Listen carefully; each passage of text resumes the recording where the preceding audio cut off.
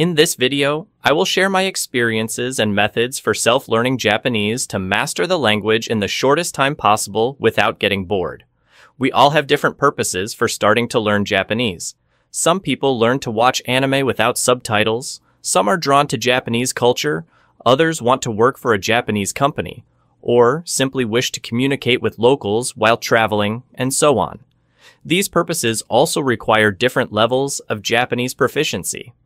For me, mastering Japanese means being able to confidently share my opinions and express my views on everyday life topics as fluently as a native speaker, being able to read and understand most common books, and accurately comprehending information from native speakers, whether through direct interaction, television, or other media channels.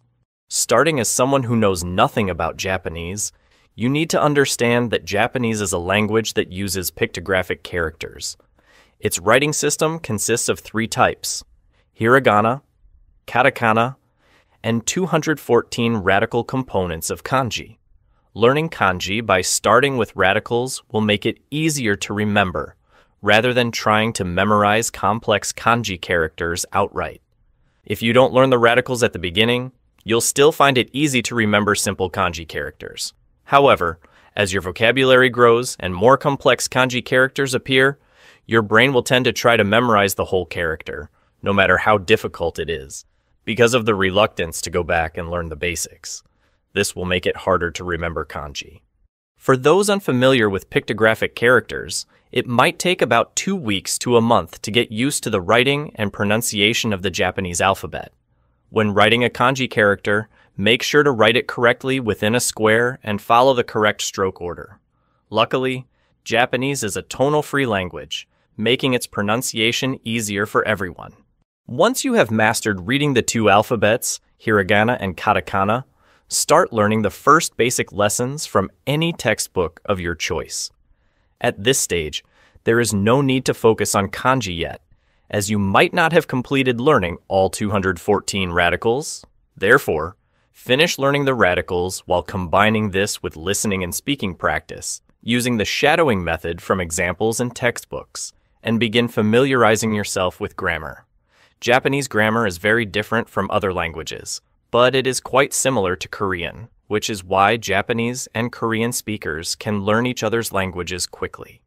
Typically, a Japanese sentence is divided into parts connected by particles. To read and understand quickly, identify the particles in the sentence and translate the phrases associated with them. Japanese also conjugates verbs according to tenses, but most of them follow common rules, making it relatively simple. Additionally, textbooks often list many words or phrases, such as conjunctions and particles, under the grammar section. These words usually do not have deep meanings, and their usage is straightforward, so you don't need to spend much time on them. Just memorize them like regular vocabulary. You also don't need to push yourself to learn 10, 20, or 30 words a day. At this stage, focus on sentence patterns, tenses, and honorifics, so that by simply looking up unknown words in a dictionary, you can understand sentences ranging from simple to complex.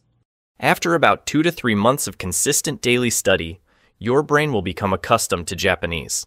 You will recognize nearly 200 commonly used kanji, know how to analyze a sentence, and complete a basic program equivalent to the N4 level. This is the time to dedicate more effort to learning kanji and expanding your vocabulary. Japanese has over 2,000 kanji, each typically having 2 or more readings. Memorizing a kanji or vocabulary word becomes easier when you learn it within the context of a sentence. Therefore, combine vocabulary acquisition, reading comprehension, listening skills, and speaking practice through a single process. Reading books. Choose any book you enjoy, but ensure it comes with an audio file so you can listen to the audiobook and practice speaking using the shadowing method. I believe the most effective supplementary method for memorization is using flashcards, along with any technique that makes kanji more memorable, such as linking it to a story or image, or breaking it down into its radicals. Writing down a new kanji a few times can also help create an impression, but I don't recommend writing it dozens of times just to memorize it. This approach is very time-consuming, and if you don't encounter the kanji frequently, you're likely to forget it anyway. In the beginning, you won't be able to read quickly, and you'll need to look up many words in the dictionary. It may feel like you're making no progress compared to the previous day. However, your progress graph will look like this. After reading a few books you like, you'll find that learning a language is simple and enjoyable. This method provides comprehensive knowledge, useful even for Japanese proficiency tests, without needing to spend time practicing test techniques or learning multiple choice tips. Typically, books are more effective at improving vocabulary and reading comprehension than listening and speaking skills, as written language in books is often refined or overly academic. To speak more naturally and understand native speakers more easily, you need to listen to many videos of native Japanese speakers in everyday life. When we listen and repeat what we hear, we not only reproduce the content, but also absorb the speaking style and tone of the speaker. Therefore, choose a YouTuber whose voice you like to practice shadowing. This is also why watching anime or listening to music should not be considered primary materials for listening and speaking practice. If you can understand native speakers, you will also understand anime characters, but the reverse is not true. Speaking like an anime character while living in Japan may not be well received and could even lead to being looked down upon, despite anime being a popular way many of us discover Japanese culture. I hope this video gives you the motivation or helps you find a learning method that suits you if you're struggling with studying Japanese. If you have any effective study methods, please share them in the comments for everyone to refer to.